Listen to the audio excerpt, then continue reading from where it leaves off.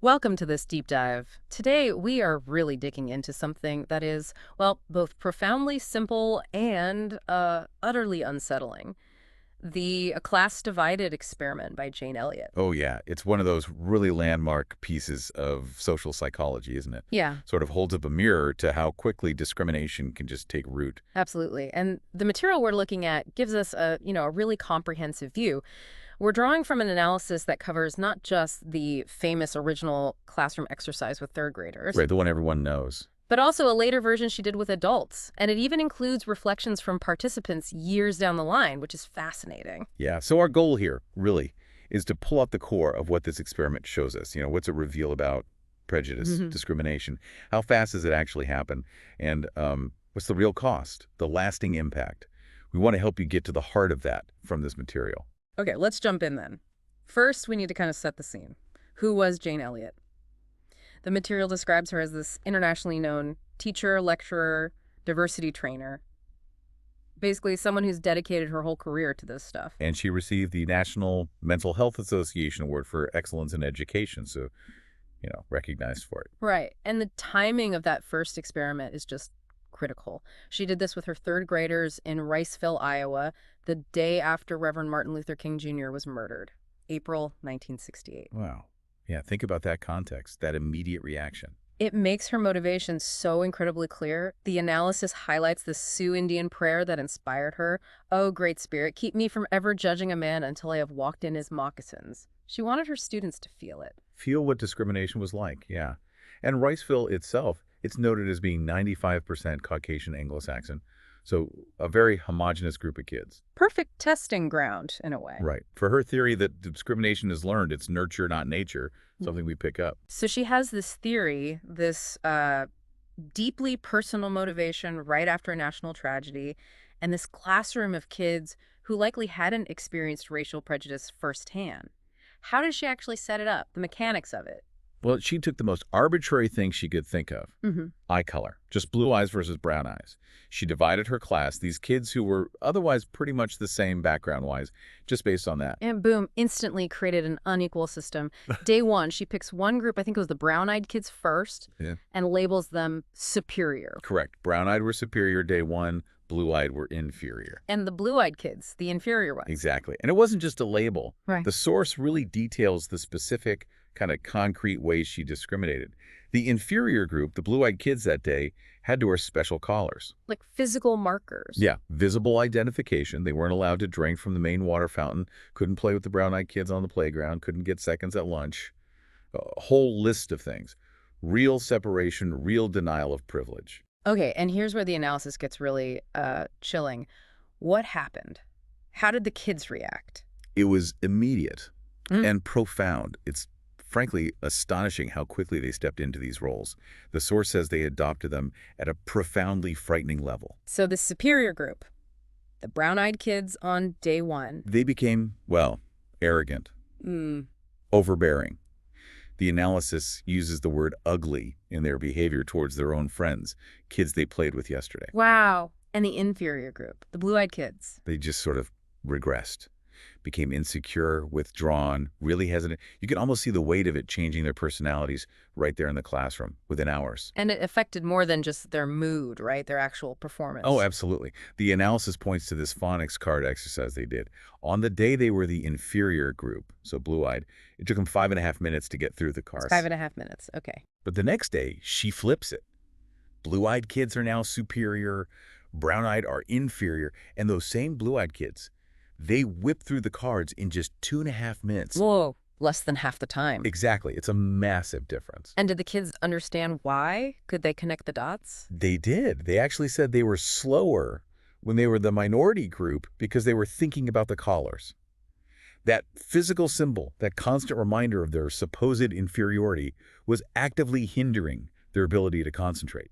That's incredible. And their own words about the experience. So powerful. One little boy saying he hated today because I am blue-eyed on the day his group was on the bottom. And later, during the debrief, another kid has this awful light bulb moment. They don't get anything in this world because they're a different color. Applying this arbitrary classroom thing to the whole world. Oh my God. Third graders figuring that out. And the anecdotes, they show just how fast the prejudice solidified. Yeah, like the child telling Miss Elliott to keep the yardstick handy in case the brown-eyed people get out of hand. A third grader, using the language of control, of potential violence, against his friends based on eye color, just hours into it. It's deeply disturbing. Or the playground fight. One boy hits another because he called me names. And the name, just brown eyes. It wasn't even an insult before the experiment started. Exactly. It became an insult because it was the mark of the designated inferior group that day. That's how quickly it works. And the feeling it left. The kids described feeling like a dog on a leash or shut up in a prison when they wore the collars. That sense of being constrained, dehumanized, even by this temporary label. Yeah, really visceral descriptions. And it wasn't just contained in the classroom, was it? The community reaction. Right, the source mentions that. Colleagues walking out of the teacher's lounge when Elliot came in, whispers downtown. And worse, her own kids being harassed, taunted, assaulted, called nigger lover. It shows how deeply people resist having that fundamental structure challenged, even in an exercise with kids. So after that first intense one-day experiment, what was Elliot's big takeaway? The analysis says she felt she proved it, right then and there. Racism is learned. Prejudice is just an irrational class system built on totally arbitrary factors. It's nurture, not nature. Simple as that, but devastatingly profound. Okay, so that was the kids. But the analysis also covers a second experiment years later with adults. Different setting entirely. Right. This one took place at Greenhaven Correctional Facility, maximum security prison. And the participants were prison guards and parole officers attending a workshop. Crucially, they had no idea this exercise was coming. Oh, wow. So they walked in blind. Completely. And she did it again, divided them by eye color. But this time she flipped the script from day one of the kids' experiment. The blue-eyed people were designated the minority, the inferior group. And the brown-eyed participants were the majority or superior group. Correct. And just like with the children, she built in real, tangible differences. The brown-eyed group got let into the room early, got better seats, were treated with obvious respect, had a more comfortable environment overall. While the blue-eyed group, They got the opposite. Substandard conditions, had to wear these bands of shame, faced humiliating situations as part of the setup. so how did these adults, professionals, people in positions of authority themselves, how did they handle being put in that inferior position? The transformation was just as fast, maybe even more unsettling to witness in adults. The source describes them becoming despondent, distracted, just within a few hours. They were stumbling over the simplest commands Elliott gave them. Just like the kids' performance dropped. Exactly the same pattern. Their ability to function normally was impaired by the weight of that label, that treatment. And what did they say about it afterwards, their reflections? Incredibly raw. They talked about feeling this deep hopelessness. Many explicitly said they finally got it on a gut level, what it must feel like to be a minority facing systemic bias day in, day out. And did it motivate them? Yes, they expressed a strong motivation for change, precisely because they had had that brief visceral experience. So the core idea holds true, kids or adults. The analysis kind of suggests that this emotional rewiring, this feeling it, is almost necessary to really confront learned racism. Seems to be the implication, yeah. Which brings us to the big question, right? What does all this really mean? Why are we still talking about this experiment decades later? Why does it matter so much? Well, first off, it just powerfully reinforces that original finding. Prejudice isn't baked into us, it's taught. It's absorbed from the systems around us, from authority figures. Right. Both experiments show how incredibly quickly it can be instilled and how quickly people internalize it based on factors that are completely arbitrary just because someone in charge says it's so. It also shines a light on what the source calls the predictability of evil, which sounds harsh, but it's that unsettling idea that, ordinary people can do harmful things or stand by while they happen. If there's a framework that lets them rationalize it, even an arbitrary one like eye color in this context. And it shows the incredible power of belief and trust, especially in authority figures.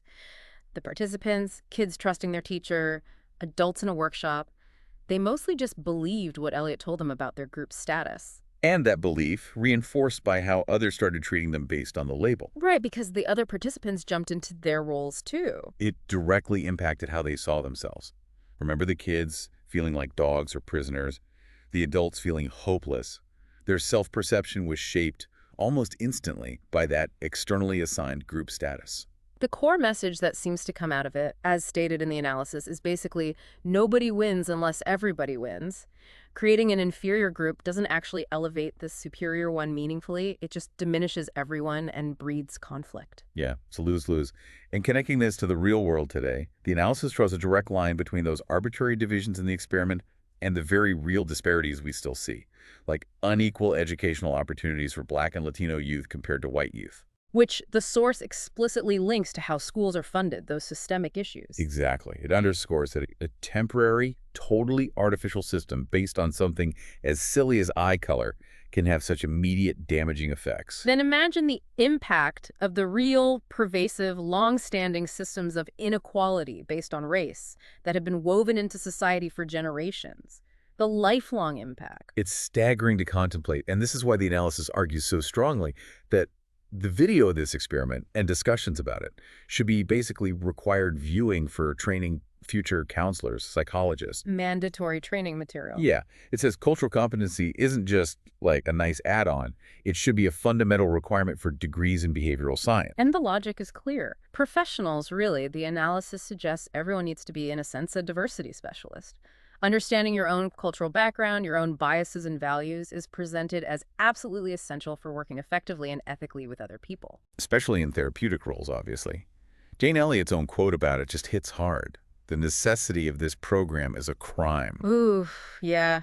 The fact that we still need these kinds of stark, painful demonstrations to grasp basic human dignity and the reality of prejudice, that's the real tragedy, isn't it? It really is. But the material ends on a slightly more hopeful note, doesn't it? It does. It touches on just the simple, beautiful value of having diverse relationships, how life is just fundamentally richer, more interesting when your circle includes friends from many different racial backgrounds. It's a quiet counterpoint to all the division shown in the experiment. A vital reminder, for sure. Mm-hmm. Okay, so wrapping up this deep dive into A Class Divided, we've seen pretty clearly how profoundly discrimination can affect people.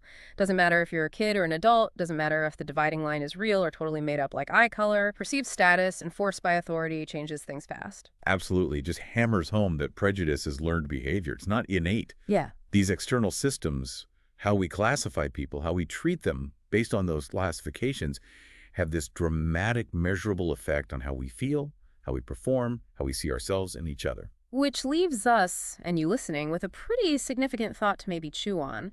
Given how easily these temporary, totally artificial systems of discrimination created such profound negative effects in just hours or days, what does that really imply about the true lived impact of the pervasive, long-standing systems of inequality that exist in our society? The ones people live under not for a day, but for entire lifetimes. Yeah, that's something to really sit with.